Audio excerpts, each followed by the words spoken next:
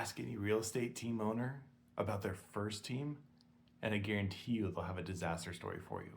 We all have them. We all learn the hard way, and we made mistakes. And it really comes down to 3 mistakes. The first mistake is they jump in too soon. They start growing a team while they're still needed for the daily production. They are essential to production. And so then they have to be responsible for selling, managing people, recruiting people, overseeing the systems, and putting out fires. And it's just too much. The second mistake we make is we don't have the infrastructure in place before we start growing to make sure we can support agents. Third, the team is designed around the team leader and growing the team leader instead of the other way around, of having the team exist to grow the team agents. So what happens is it creates the opposite effect of what the team owner wanted. They wanted leverage, they wanted growth, they wanted to support other people.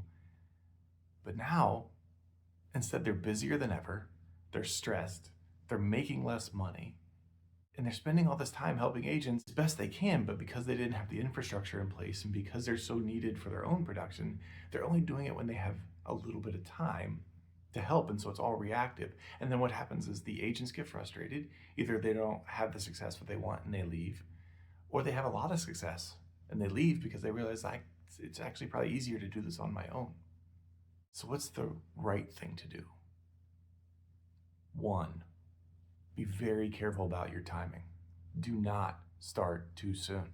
Make sure that you're in a situation as a team owner that you're producing probably at least 8 to 10 closings a month yourself with your support. So having a production partner, having an admin, making sure that you're not needed in the day-to-day tasks, but you're the strategic leader, the one bringing in the business. So 1, once you've passed that threshold of you have built up your success and you have the systems in place to support your business, the second is to build out the infrastructure for the team, making sure that you have what the agents need to grow and that you shift your mindset from production to now being a people leader.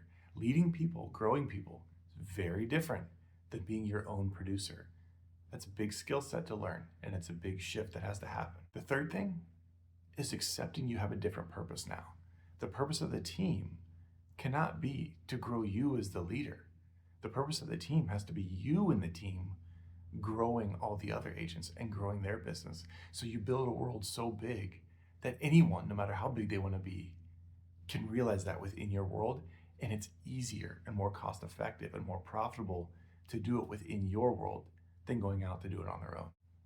So if you're a team leader and you're struggling, whether it's the first one and things are falling apart, or it's your second or third time around and you're still not quite feeling that you're doing things the right way, reach out. I'll be happy to share the roadmap for exactly how to build and support a team so that you can realize the goals you had when you started a team.